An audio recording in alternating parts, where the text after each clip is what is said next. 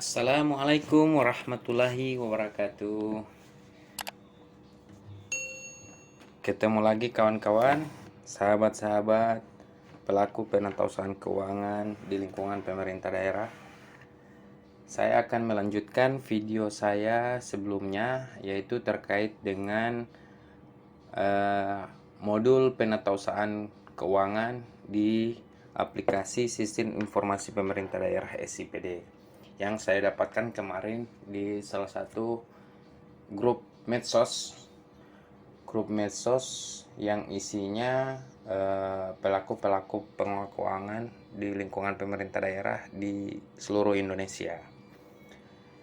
Di pembahasan awal saya sebelumnya, di video saya yang pertama, saya sudah membahas tentang bagaimana proses pengaturan awal, pengisian DPA, RAK, dan pelimpahan kegiatan serta pembuatan SPD yang ada dalam SIPD yang sudah dirangkum dalam modul ini.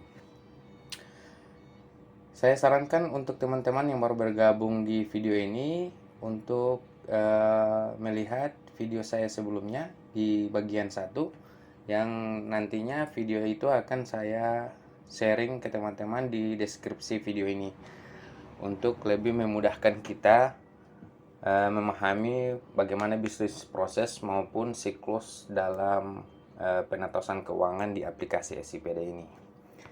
Lanjut ya teman-teman, kita lanjut ke proses penatausahaan gaji langsung.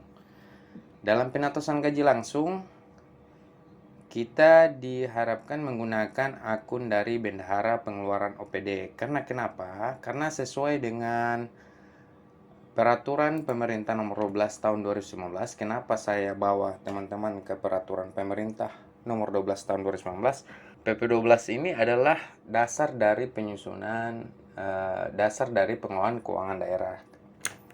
Oke, lanjut ya.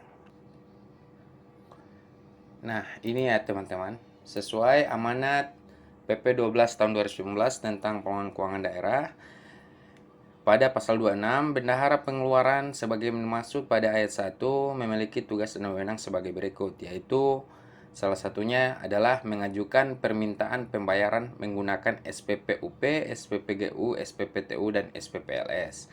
Karena kali ini kita membahas tentang proses penatausahaan gaji langsung, maka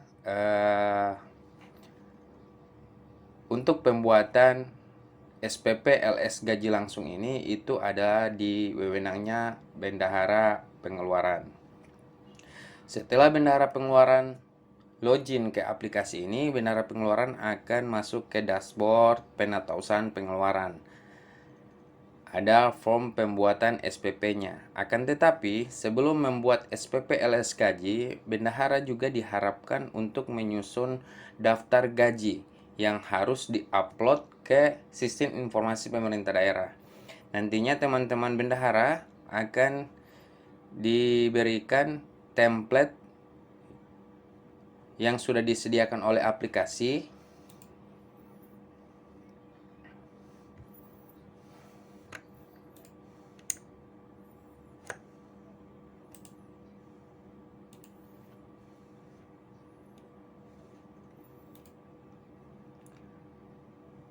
Nantinya teman-teman bendahara akan disajikan template pengisian daftar gaji yang akan diupload ke Sistem Informasi Pemerintah Daerah ini, ke SIPD ini, dengan menggunakan format yang sudah disediakan. Nanti teman-teman dapat mendownloadnya di aplikasi ini.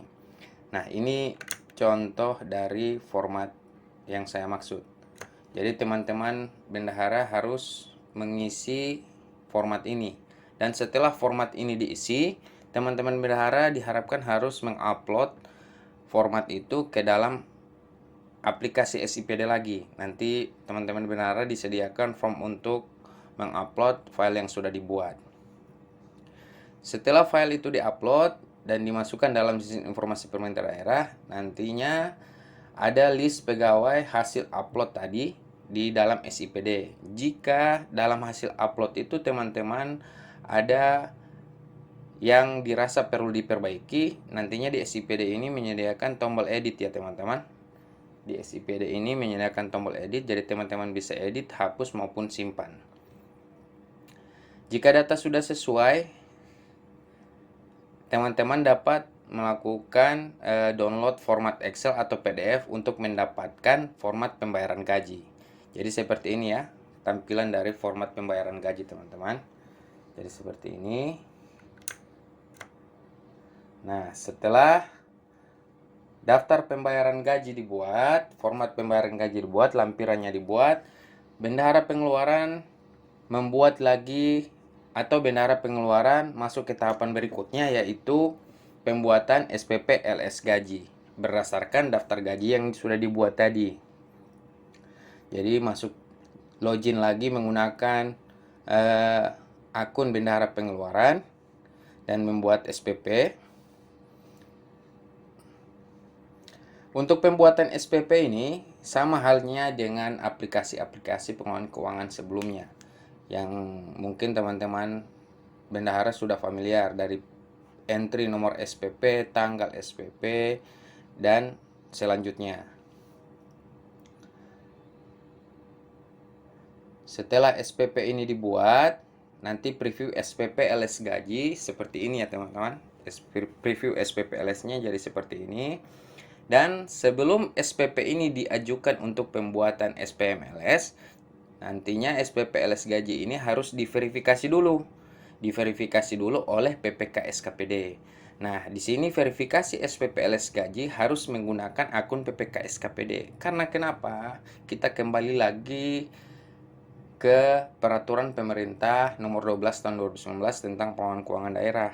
Karena verifikasi SPP itu adalah kewenangannya PPK SKPD.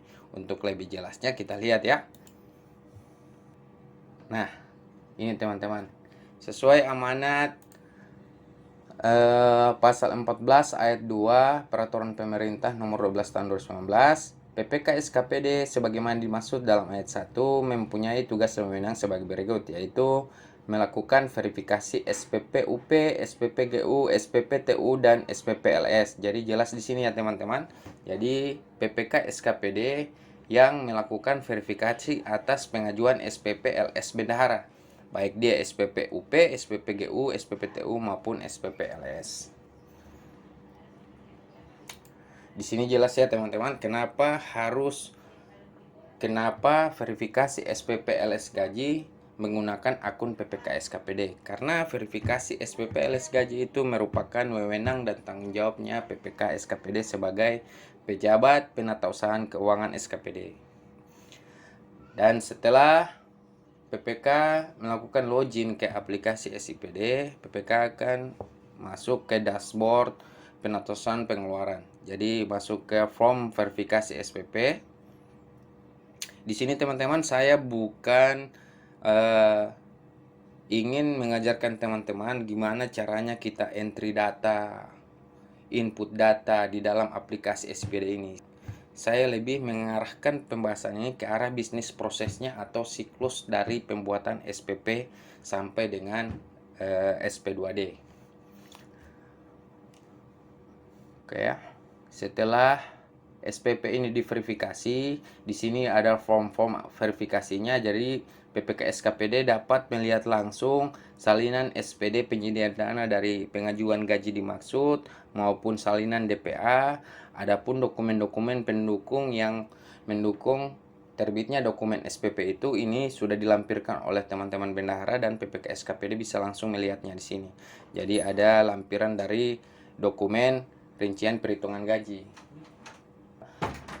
Dan setelah SPP ini disetujui, bisa langsung ke tahapan berikutnya dan bisa juga langsung dicetak. Jadi ini format dokumen SPP LS gaji yang telah diverifikasi. Ini formatnya langsung dari aplikasi SIPD ya teman-teman. Setelah diverifikasi, kita ke tahapan selanjutnya yaitu pembuatan SPM LS gaji. Masih dengan menggunakan akun PPK SKPD. Karena kenapa? Karena kita kembali lagi ke PP12 bahwa pembuatan SPM itu menjadi tanggung jawab dan tugasnya PPK SKPD seperti yang terdapat dalam pasal 14 ayat 2 huruf B Tugas dan fungsi dari PPK SKPD ialah menyiapkan SPM, Surat Perintah Membayar. SPM yang dibuat oleh PPK SKPD adalah SPM hasil dari pengajuan SPP yang tadi ya teman-teman. Jadi tetap merujuk ke SPP yang tadi. Kalau saya lihat ini tidak jauh berbeda dengan aplikasi-aplikasi yang sebelumnya juga. Setelah SPM ini dibuat, dicetak, dan diajukan ke BUD. Nantinya setelah sampai di BUD ada lagi tahapan berikut yaitu verifikasi SPM LS Gaji. Ini menggunakan akun kuasa bendahara umum daerah. Karena kenapa? Verifikasi SPM itu adalah wewenangnya dari kuasa BUD. Jadi kuasa BUD hanya memverifikasi SPM ya. Jadi di dalam lampiran SPM itu nanti terdapat dokumen-dokumen pendukung SPM seperti SPP, terus surat pertanggungjawaban mutlak, surat pernyataan verifikasi dari PPK SKPD. Setelah SPM itu terverifikasi dan dinyatakan lengkap, langsung ke tahapan berikutnya yaitu pembuatan SP2 LS Gaji oleh kuasa bendahara umum daerah. Sekali lagi, karena pembuatan SP2D LS Gaji itu merupakan wewenang dari kuasa BUD, makanya untuk pembuatannya harus login menggunakan akun dari kuasa bendahara umum daerah. Dibuatkan SP2D berdasarkan pengajuan SPM yang tadi. Setelah jadi, dicetak SP2D-nya.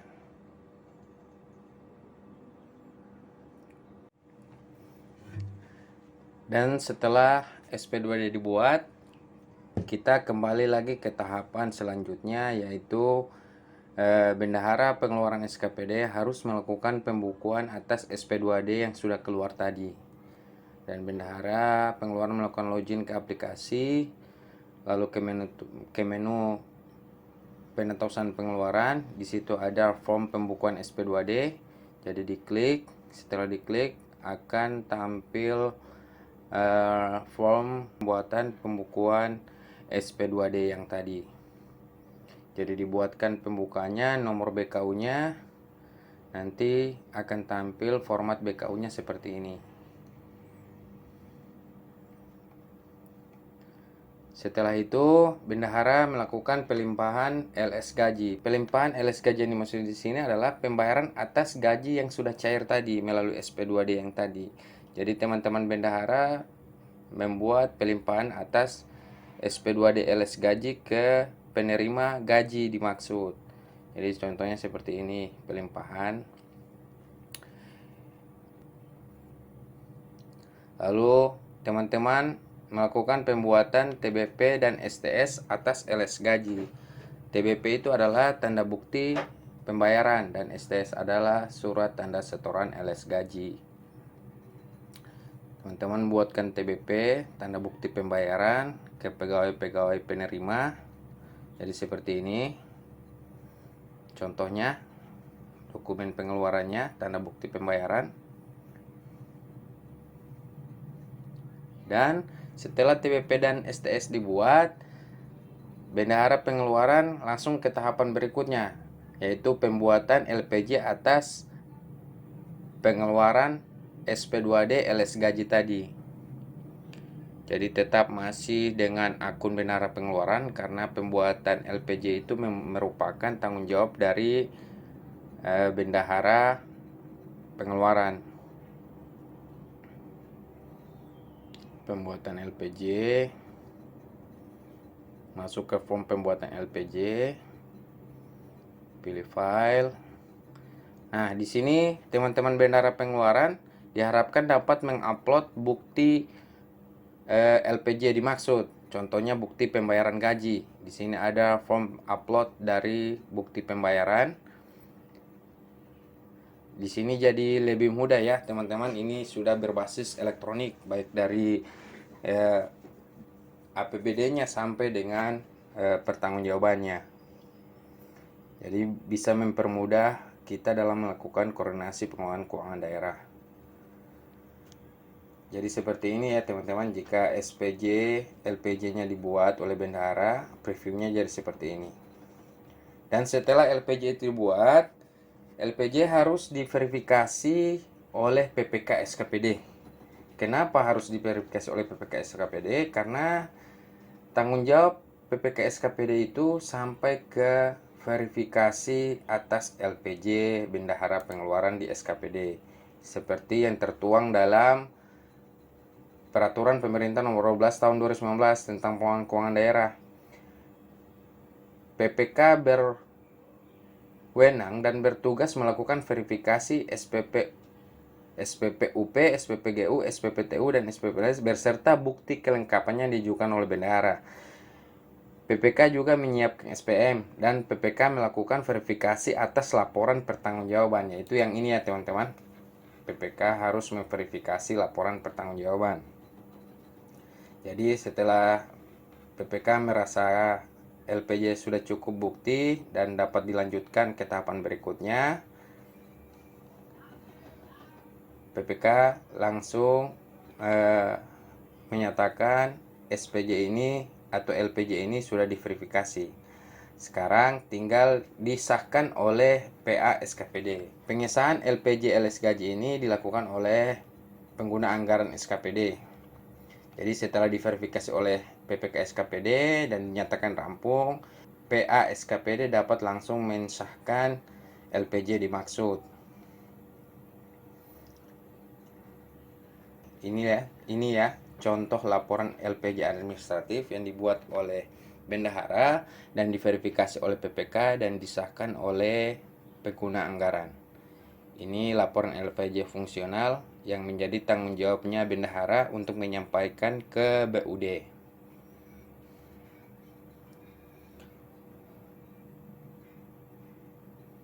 Nah, setelah laporan pertanggungjawabannya selesai, jadi bendahara pengeluaran tinggal membuat surat pertanggungjawabannya. Tadi laporan pertanggungjawabannya, teman-teman. Sekarang pembuatan surat pertanggungjawaban berdasarkan pengesahan LPJ yang tadi yang dilakukan oleh pengguna anggaran.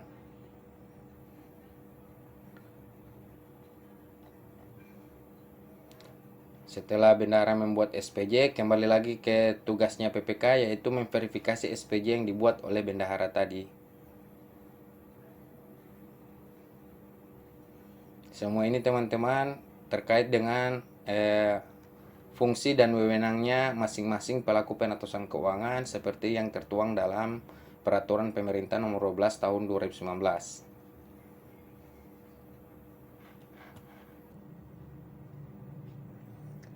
Oke teman-teman, sampai di sini dulu video ini. Untuk video selanjutnya saya akan membahas tentang siklus UP kunci rekening dan siklus UP tanpa kunci rekening. Sebagai informasi teman-teman ya, di modul ini saya melihat ada dua siklus uang persediaan, yaitu siklus uang persediaan kunci rekening dan tanpa kunci rekening.